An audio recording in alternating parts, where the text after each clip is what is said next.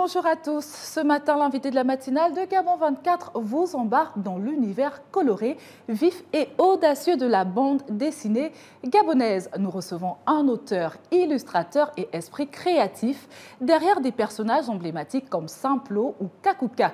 Il revient avec un nouveau souffle, Dibadi, Renaissance, une œuvre qui mêle imaginaire, satire, identité et culture africaine. Dibadi est bien plus qu'un personnage, il est le symbole d'un héros africain moderne, enraciné et visionnaire.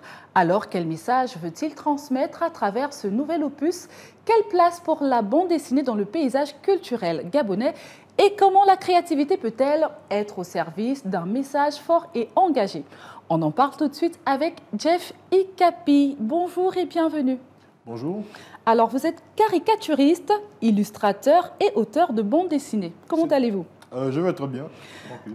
Très bien. Alors, vous avez plusieurs œuvres à votre actif, dont la dernière, Dibadi, parue en janvier 2025. Tout à fait. Donc, vous venez tout fraîchement de remporter le prix Filiga Bande Dessinée 2025, qui est juste là. Voilà. Alors, comment s'est déroulée cette cérémonie et quels sentiments vous animent? Écoutez, c'est toujours un sentiment de fierté de recevoir un prix, surtout sachant que la création d'une bande dessinée prend assez de temps. D'accord. Et tout au long du processus de création, on se demande quel sera le ressenti en fait, du public face au résultat. Donc, se retrouver avec un trophée à la suite de l'apparition d'une œuvre, c'est forcément très encourageant pour l'avenir. Et justement, vous êtes dans quel état d'esprit lorsque vous produisez une œuvre?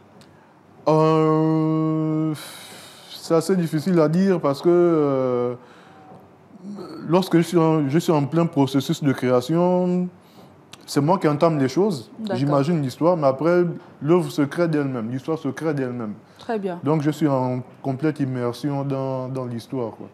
Ça peut me prendre au trop 1 an, minimum 6 ans. Pardon, 6 mois, excusez. 6 mois, d'accord. 6 mois à 1 an. Ah oui, encore que c'est possible hein, de faire une œuvre, de réaliser une bande dessinée pendant 6 ans. Ça dépend du sujet abordé. Exactement. Alors, parlons à présent de cette belle œuvre, Dibadi. Donc, il s'agit d'un petit garçon qui perd la vie au cours d'un violent incendie. Ouais. Exactement. Il se retrouve réincarné en un esprit guerrier de feu.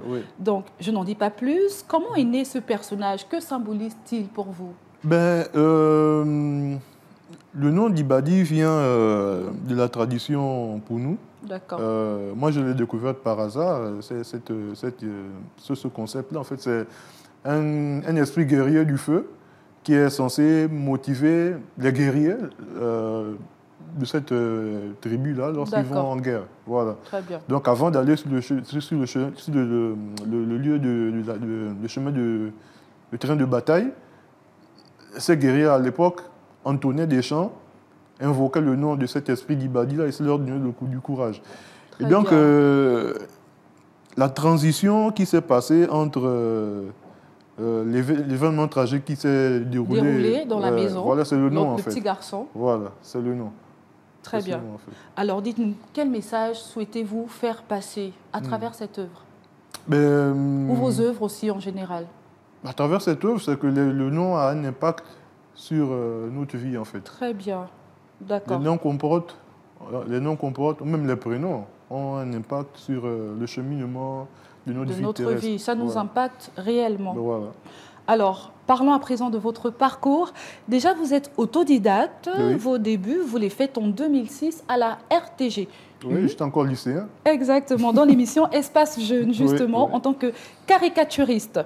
Ensuite, vous êtes passé au journal Nganga. Ensuite, vous êtes passé également par la presse écrite. Et vous créez vos œuvres, donc Simplo en 2013, Croqueur Croquet en 2014. Vous avez également Zargalo, Koulou et Ngoy. Dites-nous, à quel moment vous avez su que vous vouliez faire ce métier? Écoutez, comme tout le monde, j'ai dessiné dans mon enfance, mais en rentrant dans l'adolescence, dans mes 12-13 ans, en découvrant que la bande dessinée était un art à part entière, et en voyant des auteurs gabonais comme Libert Compaé et bien d'autres, je me suis dit, voici ma voie. En fait, c'est pas moi qui ai choisi la bande dessinée, c'est la bande dessinée qui m'a vous a choisi. choisi. En fait. Voilà, Elle est venue jusqu'à vous. Exactement. Et aujourd'hui, comment définir un auteur de bande dessinée? Êtes-vous plutôt des écrivains, des artistes ou encore des ambassadeurs de la culture également? Ou c'est comme un melting pot, donc un brassage de tous ces éléments? Ben, la bande dessinée, c'est un carrefour entre plusieurs disciplines artistiques. Dans la bande dessinée, on retrouve la littérature, on retrouve le cinéma, on retrouve le théâtre. Ce qui fait que sous d'autres yeux, par exemple, il y a beaucoup d'auteurs de bande dessinée, par exemple, qui basculent facilement dans ces différentes disciplines, au cinéma, au théâtre ou, par exemple, la littérature. Donc, je vais dire que c'est un art, c'est comme un couteau suisse, c'est un art carrefour, en fait. Exactement. Voilà. Et vous êtes également garant de la culture, quelque part. Oui. Parce que nous créons nos œuvres en fonction de l'environnement qui nous inspire, quoi. Notre environnement direct, en fait. Voilà. Très bien. Et quel rôle la bande dessinée peut-elle donc jouer dans la société aujourd'hui et comment? Les rôles sont multiples. La bande dessinée est un outil de divertissement, d'abord, certes, mais aussi peut être aussi un outil d'éducation. Exactement. Moi, par exemple, dans mon processus d'apprentissage de la bande dessinée, dans mon adolescence, ça m'a évité beaucoup de tomber dans beaucoup de dérives, en fait, propres à l'adolescence, en fait. D'accord. Donc, voilà, la pratique et la consommation de la bande dessinée ne peuvent qu'avoir des effets positifs. Très bien. Voilà. Alors, nous allons revenir encore une fois de plus sur votre parcours. Donc, il y a quelques années, vous vous êtes lancé en auto-édition. Donc, vous assurez l'ensemble des processus de publication et de diffusion de vos ouvrages. Cette activité n'est pas chose aisée. Pourquoi ce choix? Ben, écoutez, malheureusement, actuellement, au Gabon, il est un peu difficile de se faire éditer. D'accord. Donc, pour ne pas disparaître complètement, la solution qui s'impose à nous, auteurs de bande dessinée, c'est de se lancer en auto-édition. Étant donné que l'impression papier est assez coûteuse, le numérique s'avère être une option idéale pour pouvoir écouler nos produits, être proche du public à moindre coût. Exactement. Mais je reconnais que c'est bien d'avoir, de tenir un bouquin en main, vu les contraintes économiques et financières, pour l'instant, disons. Voilà, pour l'instant. Donc c'est histoire de sortir la tête de l'eau, que vous êtes mis en auto-édition. Si c'est ça ou disparaître. Exactement. Voilà. Alors, justement, quels sont les défis donc, que vous rencontrez en tant que caricaturiste, illustrateur et auteur de bande dessinée? En tant que caricaturiste, c'est souvent le problème de perception, par exemple. Tout le monde n'a pas... la même façon de voir. Voilà, n'a pas le sens du second degré. D'accord. Voilà. Exactement. La caricature est très controversée, on va le dire. Voilà. Donc souvent, certaines caricatures sont souvent mal prises, mal interprétées, alors que le message qui était véhiculé était autre. Et aujourd'hui, il y a les réseaux sociaux, tout le monde est présent sur les réseaux sociaux, tout le monde consomme des caricatures. Tout le monde n'a malheureusement pas cette capacité-là de comprendre le réel message qui est souvent véhiculé à travers une caricature. Exactement. Alors dites-nous, quelles sont vos principales sources d'inspiration et bien évidemment les thématiques que vous aimez aborder dans vos livres, en plus de celles de Dibadi? Les inspirations sont multiples. Je peux m'inspirer d'un fait divers, par exemple, comme le début de l'histoire de Dibadi est inspiré d'un fait divers. Je peux m'inspirer des événements de la vie quotidienne. Et même des rêves, en fait. Je peux faire des songes. Un songe. Un sujet peut arriver comme ça. Oui, voilà, un songe, et puis je prends mes notes, et voilà, les sujets sont vraiment. Les sources d'inspiration sont vraiment multiples. Exactement. Voilà. Et très bien. Alors, parlons de vos projets. Déjà aujourd'hui, vous prendrez part à la 5e édition de la journée de l'ITAF à l'université Omar Bongo, donc sous la thématique liée à votre domaine, la littérature et bande dessinée d'Afrique francophone. C'est bien ça? Oui, donc après parce ici, que, vous partez directement. Oui, exactement, parce que l'un de mes maîtres, Libec, sera mis en avant à travers son œuvre. Donc, voilà, une fois que je finis, je vais aller assister. J'espère que vous y serez aussi. Je l'espère également. Alors, dites-nous, quels sont vos projets pour la suite? Que prévoyez-vous? Bon, déjà, je fais la promotion de ma boutique sur la plateforme africaine Chariot. D'accord. Voilà, c'est une boutique, c'est une plateforme africaine de vente de produits en ligne. Donc, par exemple, la bande dessinée d'Ibadi Renaissance est disponible sur cette plateforme. La retrouver sur cette plateforme, très bien. Voilà, donc c'est un peu ça mon actualité. Très bien. Et après, il y a d'autres choses qui se trament dans mon laboratoire. Mais ça, qui verront le jour plus tard, prochainement. Oui, exactement. Voilà. Et on espère vous avoir après pour ces projets-là. Alors, quel conseil aujourd'hui vous donnerez aux jeunes artistes qui souhaitent se lancer dans la bande dessinée?